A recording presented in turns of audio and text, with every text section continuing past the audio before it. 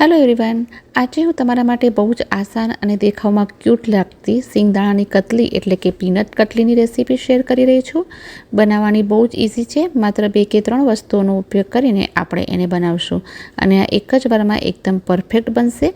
બધી જ ટિપ્સ અને ટ્રિક્સ તમારી સાથે શેર કરીશ. ન તો આ ચીકણી બને છે કે ન તો મોંમાં ચીપકે છે કે ન તો વધારે ડ્રાય બને છે. એકદમ પરફેક્ટ રેસીપી છે. તમને બધાને બહુ જ પસંદ આવશે. તો ચલો બનાવવાનું શરૂ કરીએ. સૌથી પહેલાં આપણે શિંગદાણાને શેકી લેશું. મેં અહીંયા એક પેનને ગરમ કરવા માટે મૂકી દીધું છે. એમાં 2 કપ શિંગદાણા લઈ લીધા છે. એને આપણે લો ટુ મીડિયમ ફ્લેમ રાખીને શેકી લેશું. એને તમે છોડશો નહીં, કન્ટિન્યુઅસ ચલાવતા રહો, નહીંતર એક બાજુથી બળી જશે. શિંગદાણા એક સરખા પરફેક્ટલી શેકાવા જોઈએ. અહીંયા આપણે એને એટલા શેકવાના છે કે એની જે સ્કીન છે એ પોતાની મેળે જ છૂટવા માંડે અને ક્રેકલ થવાનો થોડોક અવાજ આવવા માંડે.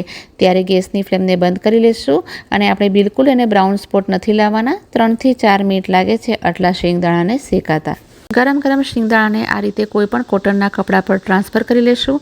કપડાને આ રીતે ફોલ્ડ કરીને મસળતા જશું, જેથી શિંગદાણાના જે ફોતરા છે એ સરસ રીતે નીકળી જાય. શિંગદાણા જ્યારે ગરમ હોય ત્યારે જ એના ફોતરા નીકળવાનું કામ ઝડપથી અને ઇઝીલી થઈ જાય છે. તો અહીંયા શિંગદાણામાંથી ફોતરા સરસ રીતે નીકળી ગયા છે.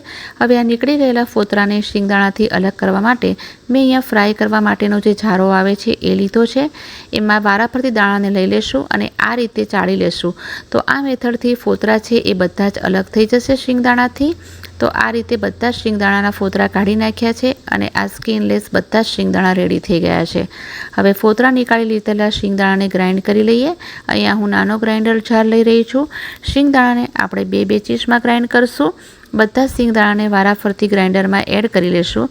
જ્યારે આપણે શિંગદાણાને ગ્રાઇન્ડ કરીએ ત્યારે એમાંથી તેલ બિલકુલ સેપરેટ ન થવું જોઈએ, એ વાતનો ખ્યાલ રાખશું. ઢાંકણ બંધ કરીને મિક્સીને પલ્સ મોડ પર થોડું ચલાવશું, પાછું બંધ કરશું. એવી રીતે 2 થી 3 વાર ચાલુ બંધ કરી અને એને ગ્રાઇન્ડ કરી લેશું. તેલનો પોર્શન બિલકુલ સેપરેટ નહીં થાય. તો તમે જોઈ શકો છો શિંગદાણાનો એકદમ ફાઇન અને ડ્રાય પાવડર રેડી થઈ ગયો છે. હવે એને ચાળી લેશું. જ્યારે તમે એને ગ્રાઇન્ડ કરી રહ્યા હોય ત્યારે એકધારું મિક્સીને ના ચલાવવું, નહીંતર પીનટ બટર બની જશે પીનટ કતલીની જગ્યાએ. તો અહીંયા બીજો બેચ પણ મેં એડ કરી લીધો છે અને એને પણ ચાળી લેશું. અને આ જે થોડા ચંક્સ રહ્યા છે એને તમે ચટણી અથવા બીજી રેસીપીમાં પણ યુઝ કરી શકો છો. તો આ જુઓ, સૂજીની જેમ આ પાવડર બનીને તૈયાર થઈ ગયો છે. હવે આમાં હું 2 ટેબલસ્પૂન મિલ્ક પાવડર એડ કરીશ. ટોટલી ઓપ્શનલ છે, પણ જો તમે એડ કરશો તો પીનટ કટલીનો ટેસ્ટ કાજુ કટલી જેવો આવશે. બહુ વધારે શિંગદાણાનો પણ ટેસ્ટ નહીં આવે. ફ્લેવર માટે એલચીનો પાવડર એડ કરી લેશું અને આ બધી જ વસ્તુને એકવાર સરસ રીતે મિક્સ કરી લેશું. હવે જઈએ નેક્સ્ટ પ્રોસેસમાં. તો મેં અહીંયા પેનની અંદર 1 કપ ખાંડ અને અડધો કપ પાણી લીધું છે. ધ્યાનમાં રાખો કે જેટલા તમે શિંગદાણા લીધા છે એની અડધી ખાંડ લેવાની છે અને જેટલી ખાંડ લીધી છે એનું અડધું પાણીનો યુઝ કરો. સતત એને ચલાવતા રહીને અહીંયા આપણે ખાંડને મેલ્ટ કરી લેશું.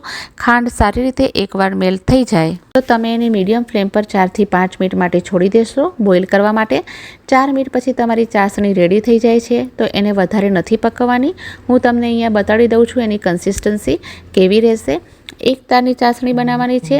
આ થોડીક ચીકણી હશે અને વચ્ચેથી થોડી તૂટી જશે. પૂરી એક તારની સ્ટ્રોંગ ચાસણી નથી બનાવવાની. મતલબ એક તાર પૂરો નહીં બને, વચ્ચે એ બ્રેક થશે.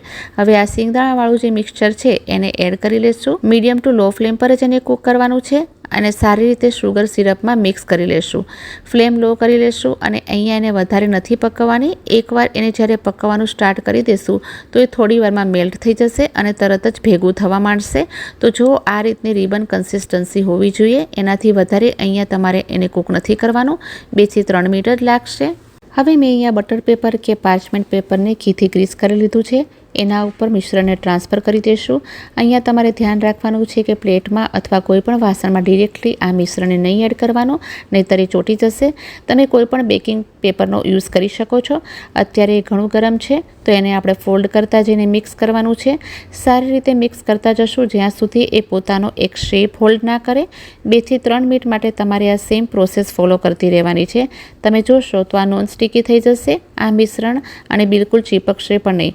હવે એકદમ સરસ રીતે હેન્ડલ થઈ જાય છે. હજુ પણ એ હલકું ગરમ છે.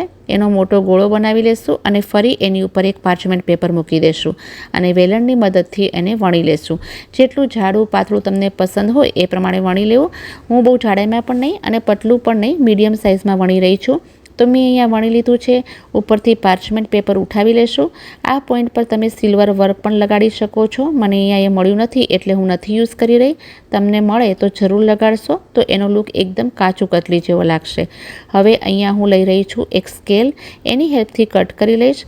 તમે ચાહો તો એનાથી પણ મોટા કટ લગાવી શકો છો. હું ડાયમંડ શેપમાં કટ કરી રહી છું. જેવું તમને પસંદ હોય એ શેપમાં કટ કરી લો. એકદમ ક્યુટ અને એટ્રેક્ટિવ લાગે છે. આ શિંગદાણાની કટલી બનાવવામાં નાની નાની વાતોનું ધ્યાન રાખશો તો પીનટ કટલી પહેલી વારમાં જ પરફેક્ટ બનશે.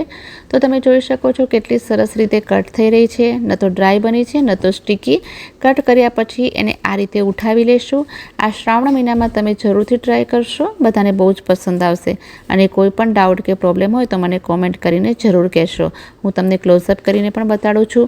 એકદમ સોફ્ટ અને બિલકુલ ચીકણી નથી બની. તો તમે જરૂરથી ટ્રાય કરશો. તો તમને આ રેસીપી પસંદ આવી હોય તો પ્લીઝ વિડીયોને લાઇક કરશો, શેર કરશો અને સબસ્ક્રાઈબ કરવાનું બિલકુલ ના ભૂલશો.